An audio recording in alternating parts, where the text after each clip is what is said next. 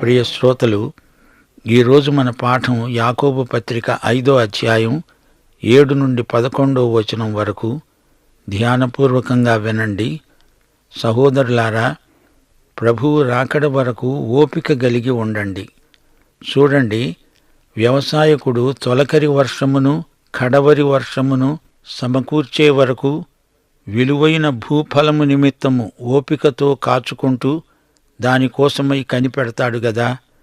ప్రభువు రాక సమీపిస్తున్నది గనుక మీరును ఓపిక కలిగి ఉండండి.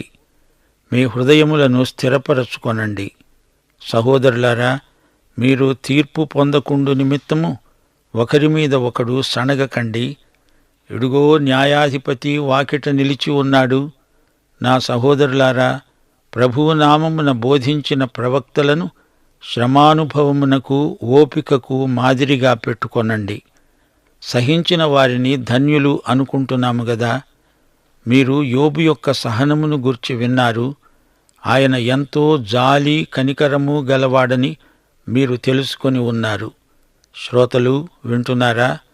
మనకు సహనము ఓపిక ఎంతో అవసరం. వ్యక్తుల ఎడల మాత్రమే కాదు, పరిస్థితుల విషయంలో సహనము సంయమనము పాటించాలి. ప్రభువు రాకడను మనస్కరించండి. ప్రభువు తీర్పరిగా రాబోతున్నాడు. యేసు రాకడకు యుగ సమాప్తికి సూచనలను గమనించండి. మెరుపు తూర్పున పుట్టి పడమటి వరకు ఏలాగు కనపడుతుందో అలాగే మనుష్య కుమారుని రాకడ ఉంటుంది. నోవహు దినాలు ఎలా ఉండినవో మనుష్య కుమారుని రాకడ అలాగే ఉంటుంది. జలప్రళయము వచ్చి అందరినీ కొట్టుకొని పోయే వరకు వారికేమీ తెలియదు. అలాగే మనుష్య కుమారుని రాకడ ఉంటుంది. 1-2 తెస్సలోని పత్రికల్లో ప్రభువు రాకడ సూటిగా తేటగా ప్రకటించాడు పౌలు. తెస్సలోని విశ్వాసులారా, మా నిరీక్షణ ఆనందము అతిశయ కిరీటము ఏది? మన ప్రభువైన యేసు యొక్క రాకడ సమయమున ఆయన ఎదుట మీరే కదా. మన ప్రభువైన యేసు తన పరిశుద్ధులందరితో వచ్చినప్పుడు మన తండ్రి అయిన దేవుని ఎదుట మీ హృదయాలను పరిశుద్ధత విషయమై అనింద్యమైనవిగా ఆయన స్థిరపరచుటకై మేము మీ ఎడల ఏలాగు ప్రేమలో అభివృద్ధి పొంది వర్ధిల్లుతున్నామో అలాగే మీరు ఒకని ఎడల ఒకడు మనుష్యులందరి ఎడల ప్రేమలో అభివృద్ధి పొంది వర్ధిల్లునట్లు ప్రభువు దయచేయునుగాక. 2 పేతురు 1వ అధ్యాయం 16వ వచనం. యేసుక్రీస్తు యొక్క శక్తిని, ఆయన రాకడను, ఆయన మహాత్మ్యమును మేము కన్నులార చూచి మీకు తెలిపాము. మరో సందర్భంలో పేతురు అన్నాడు, దేవుని దినపు రాకడ కొరకై కనిపెడుతూ దానిని ఆశతో అపేక్షిస్తూ మీరు పరిశుద్ధమైన ప్రవర్తనతో భక్తితో ఎంతో జాగ్రత్త గలవారై ఉండాలి. 1 యోహాను 2వ అధ్యాయం 28వ వచనం. చిన్నపిల్లలారా, ఆయన అనగా యేసుక్రీస్తు ప్రత్యక్షమగునప్పుడు ఆయన రాకడయందు మనము ఆయన ఎదుట సిగ్గుపడక ధైర్యము కలిగి ఉండునట్లు మీరాయన యందు నిలిచి ఉండండి. తొలకరి వర్షం ఎండి బీటలు వారిన భూమిని తడుపుతుంది, పదును చేస్తుంది. విత్తనాలు వేయడానికి భూమిని సిద్ధం చేస్తుంది. కడవరి వర్షం పంట సమయంలో ప్రోత్సాహకంగా తేలికగా కురుస్తుంది, అందరికీ ఆనందం కలిగిస్తుంది. కర్షకుడు మంచి పంట కోసం ఎదురుచూస్తాడు. అలాగే ప్రభువు రాకడ నిరీక్షణను బట్టి హృదయాలను స్థిరపరచుకోండి. ఒకరి మీద ఒకరు సణగకండి, ఒకరికొకరు తీర్పరులు కాకండి. మనందరికీ న్యాయాధిపతి అయిన ప్రభువు త్వరలో రానై ఉన్నాడు.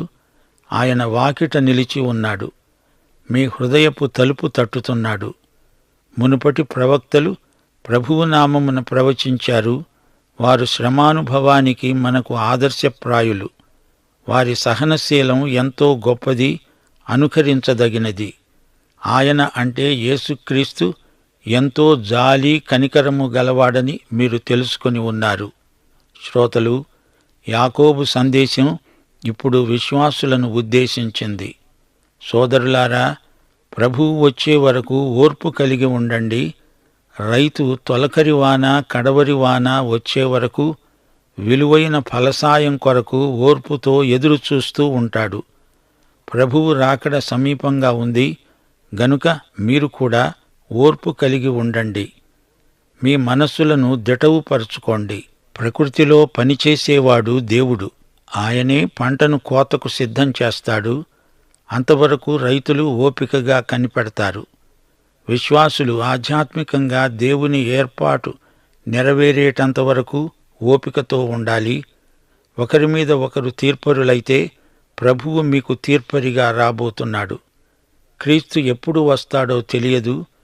కొత్త నిబంధన రచయితలు కొన్నిసార్లు ప్రభువు తమ జీవితకాలంలోనే వస్తాడేమో అనే ఆశాభావాన్ని వెలిబుచ్చారు. ఇతరులకు తీర్పు తీర్చడం మన పని కాదు, మనకందరికీ ప్రభువే తీర్పరి. యేసు ప్రభువు ఈసారి వచ్చేది తీర్పు తీర్చడానికే. గత కాలంలో సేవ చేసిన ప్రవక్తలు గొప్ప సహనం చూపారు. వారు ధన్యులు. వారే మన ఆదర్శం. యెషయా, యిర్మీయా, యెహెజ్కేలు, హోషేయ, ఆమోసు ప్రవక్తల సహనం మనకు మంచి వరవడి. వారి బాధలు వారి సహనాన్ని పాడు చేయలేదు, పైగా వృద్ధి చేశాయి. దేవుడు జాలి కనికరము గలవాడు. మనము భరించగలిగిన దానికంటే ఎక్కువ భారాన్ని దేవుడు మనపై పెట్టడు. మన బాధలన్నిటినీ ఆయన మేలు కోసమే సమకూడి జరిగేటట్లు చేస్తాడు. క్రైస్తవ విశ్వాసులకు సహనశీలం ఎందుకు అవసరం?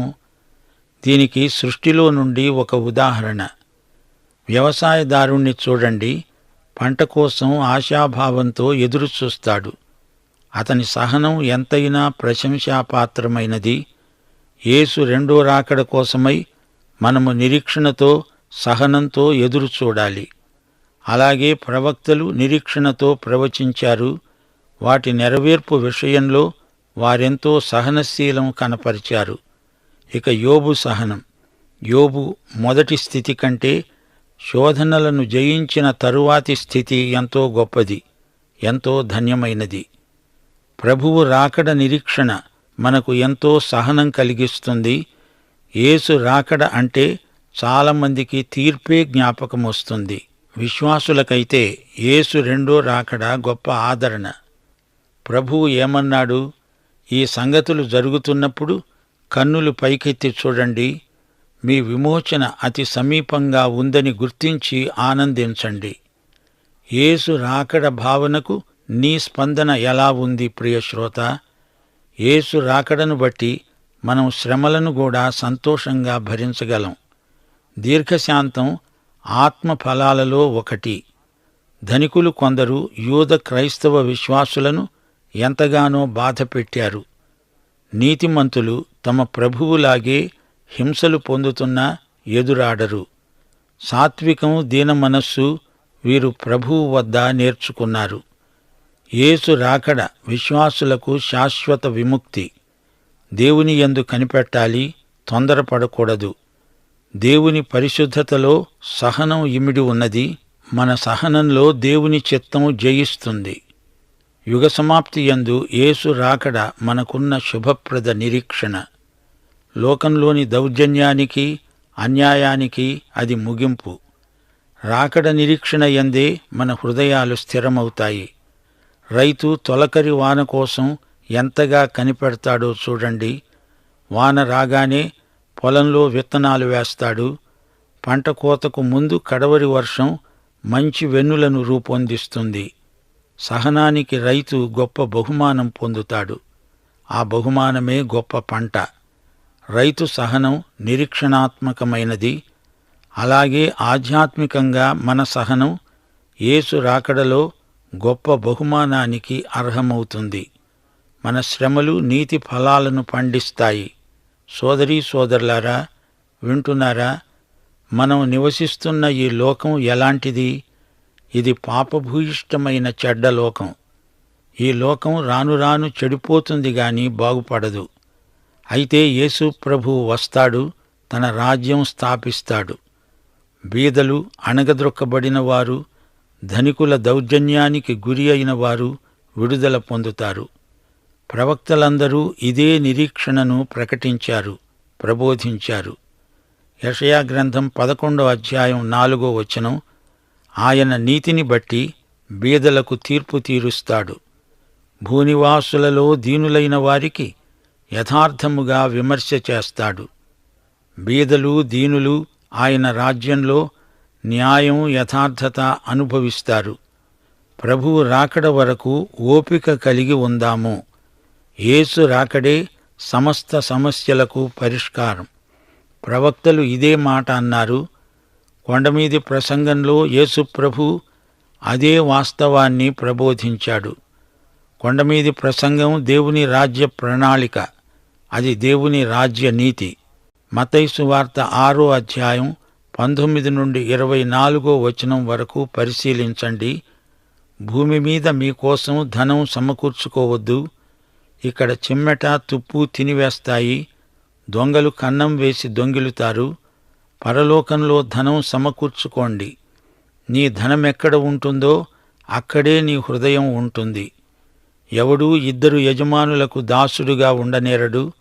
అతడు ఒకణ్ణి ద్వేషించి ఒకణ్ణి ప్రేమిస్తాడు, లేదా ఒకని పక్షముగా ఉండి ఒకణ్ణి తృణీకరిస్తాడు. మీరు దేవునికి సిరికి దాసులుగా ఉండనేరరు. వ్యవసాయకుడు అనగా రైతు తొలకరి వర్షమును కడవరి వర్షమును సమకూడే వరకు విలువైన భూఫలము నిమిత్తము ఓపికతో కాచుకొని ఉంటాడు. దానికోసమే కనిపెట్టుకొని ఉంటాడు గదా. కర్షకుడు విత్తనాలు చల్లుతాడు. విత్తనం వెయ్యగానే పంట రాదు. ఓపికతో కనిపెట్టాలి. పంట వస్తుంది అనే నిరీక్షణ అతనికుంది. మనం సువార్త ప్రకటిస్తున్నామంటే విత్తనాలు వేస్తున్నాము. యుగ సమాప్తిలో పంట కోత. లూకాసు వార్త 10వ అధ్యాయం 2వ వచనంలో ప్రభు అన్నాడు, కోత విస్తారముగా ఉన్నది, గాని పనివారు కొద్దిమందే. కాబట్టి కోత యజమానుణ్ణి తన కోతకు పనివారిని పంప వేడుకొనండి. యేసు ప్రభు ఈ మాట అన్నప్పుడు అది ఆ యుగానికి సమాప్తి సమయం. ఇశ్రాయేలులో నశించిన గొర్రెల వద్దకే వెళ్ళమన్నాడు. గాని ఇప్పుడు ఈ యుగ సమాప్తి కాబోతోంది. ఇప్పుడు సమస్త ప్రజలకు సువార్త ప్రకటించాలి. ఈ యుగ సమాప్తి కోత సమయం. ప్రభువు ధర్మశాస్త్ర యుగం ముగించాడు. అప్పుడు కృపాయుగం ఆరంభమైంది. ఇప్పుడు కృపాయుగం ముగింపునకు రాబోతోంది. అది కోతకాలం. మనమిప్పుడు విత్తనాలు వేస్తున్నాము. ప్రతి యుగాంతంలో తీర్పు ఉంది. ప్రస్తుత యుగం ముగింపులో తీర్పు రాబోతోంది. మత్తయి సువార్త 13వ అధ్యాయం. యేసు ప్రభువు దేవదూతలను పంపి పంటను పోగు చేయిస్తాడు. విశ్వాసులు పంట కొయ్యరు, విత్తనాలు వేస్తారు. యేసు ప్రభు గోధుమలను గురుగులను వేరుపరుస్తాడు. అయితే మనమిప్పుడు సువార్త ప్రకటిస్తున్నామంటే విత్తనాలు వేస్తున్నాము, విత్తుతున్నాము. యేసు ప్రభువుకు మనం జతపనివారము. విరివిగా విత్తనాలు వేస్తాము. ఈ రోజున మన పని విత్తనాలు వేయడం. దేవుని వాక్యం ప్రకటిస్తున్నాం, విత్తుతున్నాము. అంతకంటే గొప్ప పని మరేమున్నది? విత్తనాలు నాటుతున్నాము. కొన్ని విత్తనాలు మంచి నేలలో పడతాయి. దేవునికి స్తోత్రం. ప్రియ శ్రోతలు, విత్తనాలు బాగా వెయ్యండి. గురుగులకు జాగా లేకుండా విత్తనాలు చల్లండి. ప్రభువు రాకడ వెలుగులో జీవించండి, సేవించండి. ప్రభువు తీరా వచ్చేటప్పటికి నీవు ఎవరికైనా తీర్పు తీరుస్తూ సణుగుతూ గుణుగుతూ ఉంటావేమో. నీవా తీర్పరివి లేక ప్రభువా? ఆయన వచ్చేస్తాడు, జాగ్రత్త. ఆయన తీర్పునకు నీవు గురి కాకుండా అప్రమత్తంగా ఉండు. ముందు నీ ఇల్లు చక్కబెట్టుకో. ఆయన వచ్చేలోపుగా నీవు సిద్ధపడి ఉండాలి. ఆయన రాకడతో అన్నిటికీ కుదురుబాటు కాలం వస్తుంది. విశ్వాసులు ఈ వాస్తవాన్ని నిర్లక్ష్యం చేయకూడదు. ఈ విషయంలో మునుపటి ప్రవక్తలు మనకు మార్గదర్శకులు, ఆదర్శప్రాయులు. వారే మనకు మాదిరి. వారెన్నో శ్రమలు, హింసలు అనుభవించిన సహనశీలురు. యోబు సహనాన్ని ఒక్కసారి ఆలోచించండి. మీరు యోబు గ్రంథమంతా విన్నారు గదా. యోబు తన కష్టాలలో, కడగండ్లలో నేర్చుకున్న పాఠం సహనం. అతడు నీలాంటి నాలాంటి మనిషే. అతనికి స్వతహాగా సహనం లేదు, దేవుడు నేర్పాడు. శ్రమల బడిలో సహనం నేర్చుకున్నాడు. యోబే కాదు, మనం కూడా ప్రభువు జాలి కనికరము గలవాడని నేర్చుకున్నాము. దేవునికి స్తోత్రం. యోబుకు ఆయన చూపిన జాలి కనికరం ఎంతో గొప్పవి.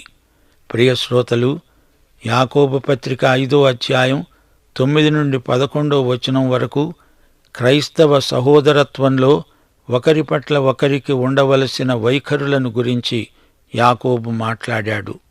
సహోదరులారా, సణగకండి, సహించండి. శ్రమానుభవం అప్పటి ప్రవక్తల దగ్గర నేర్చుకోండి. వారు ప్రభువు నామమున బోధించిన దైవజనులు. వారి మాదిరిని అనుసరించండి. విశ్వాసులైన మీరు ఒకరి మీద ఒకరు సణుక్కుంటున్నారా? మీ కుటుంబ వాతావరణం ఎలా ఉంది? భార్యాభర్తల మధ్య ప్రేమ సంబంధం వృద్ధి అవుతోందా? మీ పిల్లలను మీరెలా పెంచుతున్నారు? తల్లిదండ్రులైన మీ యందు మీ పిల్లలకు నమ్మకం ఉందా? వారు విధేయులై మిమ్ములను ప్రేమిస్తున్నారా? పరస్పర సహనం, ఓర్పు లేనిదే కుటుంబ సంబంధాలు విచ్ఛిన్నమైపోయే ప్రమాదం పొంచి ఉన్నది. జాగ్రత్త. భార్యాభర్తల మధ్య సులభంగా అపోహలు, అపార్థాలు చోటు చేసుకుంటాయి. జాగ్రత్తగా ఉండాలి. పిల్లలు కూడా పరస్పరం కలహించుకుంటూ తల్లిదండ్రులకు తలనొప్పి తెచ్చిపెడతారు. మన క్రైస్తవ సౌశీల్యానికి కుటుంబమే పరిశోధన శిబిరం. కుటుంబ జీవితంలో చిన్న చిన్న వివాదాలు చిలికి చిలికి గాలివానలై పెను తుఫానులైపోతాయి. కనిపెట్టి చూడండి. ఏమీ లేదు. హృదయంలో దేవుని కృప నిండుగా ఉంటే పరిష్కారం సునాయాసమవుతుంది. గృహసీమలో అందరూ సహృదయంతో మెలగాలి. 101వ కీర్తన 2వ వచనంలో దావీదన్నాడు, నా ఇంట యథార్థ హృదయముతో నడుచుకుంటాను. వృత్తి వ్యాపారాల్లో, జీవన వ్యవహారాలలో సంయమనం పాటించాలి. అబ్రహాము, లోతు ఎలా సమస్యను పరిష్కరించారు? ఈ విషయంలో అబ్రాహాము మనకు మంచి మాదిరి. ఆదికాండం 13వ అధ్యాయం 8వ వచనం అబ్రాము అన్నాడు, ఇదిగో లోతు, మనము బంధువులము. నాకు నీకు, నా పనివారికి నీ పనివారికి కలహం ఉండకూడదు. నీవు వేరుగా ఉండాలి. నీవు ఎడమ తట్టుకు వెడితే నేను కుడి తట్టుకు వెడతా. నీవు కుడి తట్టుకు వెడితే నేను ఎడమ తట్టుకే వెడతా. ఆ విధంగా వారు వేరుపడ్డారు. మరి సంఘాలలో పరిస్థితులు ఎలా ఉన్నాయి? ఒకరి పట్ల ఒకరికి పరస్పర సదవగాహన, సహనము లేకపోతే సహోదరుల మధ్య అపోహలు మొదలవుతాయి. వ్యక్తిత్వాల మధ్య సంఘర్షణ తారాస్థాయికి లేస్తుంది. సంఘ క్షేమాభివృద్ధికి ఓపిక, సహనం ఎంతో దోహదపడుతుంది. సహోదరులారా, మీరు తీర్పు పొందకుండునట్లు ఒకరి మీద ఒకడు సణగవద్దు. సహోదరత్వానికి అభ్యంతరం కలిగించి పాపం చేయకండి. యేసు మనందరికీ తీర్పరి. ఆయన వాకిటనే నిలిచి ఉన్నాడు. మనమంతా ప్రభువు న్యాయపీఠం ముందు లెక్క అప్పగించవలసి ఉంది. ప్రభువు మన చర్యలను, మన ఉద్దేశ్యాలను గమనిస్తున్నాడు. సహోదరులారా, పాత నిబంధన భక్తుల మాదిరిని ఒక్కసారి తలపోయండి. సహించిన వారు ధన్యులు. ఇశ్రాయేలు జాతికి ప్రవక్తలు ఎనలేని సేవ చేశారు. ప్రవక్తల ద్వారా దేవుని ఆత్మ మాట్లాడాడు. ప్రవక్త మాటలను రాజశాసనాలు కూడా శిరసావహించాయి. అయినా ప్రవక్తలు ఎన్నెన్నో శ్రమలనుభవించారు, హింసలకు గురి అయ్యారు. కొత్త నిబంధన సంఘానికి ప్రవక్తల మాదిరి గొప్ప ప్రోత్సాహకం. వారు నమ్మకంగా ప్రభువు నామమున బోధించారు. మోషే, ఏలియా, మికాయా, యెషయా, ఇర్మియా, దానియేలు మొదలైన వారు మచ్చు తునకల్లాంటి ప్రవక్తలు. అపొస్తలుల కార్యములు 7వ అధ్యాయం 52వ వచనంలో స్తెఫను తన హతసాక్ష్య ప్రసంగంలో ఏమన్నాడు? ఇశ్రాయేలీయులారా, ముష్కరులారా, హృదయములను చెవులను దేవుని వాక్యమునకు లోబరచనొల్లని వారలారా, మీ పితరులు ప్రవక్తలలో ఎవరిని హింసించకుండా వదిలారు చెప్పండి. అలాగే ఈ రోజున కూడా విశ్వాసులకు శ్రమలు తప్పవు. అలనాటి ప్రవక్తల సాత్వికం ఈ రోజున మనకు అవశ్యం అనుకరణయోగ్యమైనది. యోబు శ్రమలు ఒకటా రెండా? శ్రమల వెంబడి శ్రమలు. అతని ఆస్తి, కుటుంబం, ఆరోగ్యం, పేరు ప్రఖ్యాతులు అన్నీ పోయాయి. అతని స్నేహితుల సూటిపోటి మాటలు, భార్య ఈసడింపు అన్నీ ఓర్చుకున్నాడు. ఓర్పు నేర్చుకున్నాడు. యోబు గ్రంథం 42 అధ్యాయం 12 వచనం, యెహోవా యోబును మొదట ఆశీర్వదించినంతకంటే మరి అధికముగా ఆశీర్వదించాడు. పాఠం ఇంతటితో సమాప్తం. ప్రభు అయిన యేసుక్రీస్తు వారి దివ్యకృప, తండ్రి అయిన దేవుని పరమ ప్రేమ, పరిశుద్ధాత్మ యొక్క అన్యోన్య సహవాసము, సమాధానము మనకందరికీ సదాకాలము తోడై ఉండునుగాక. ఆమేన్.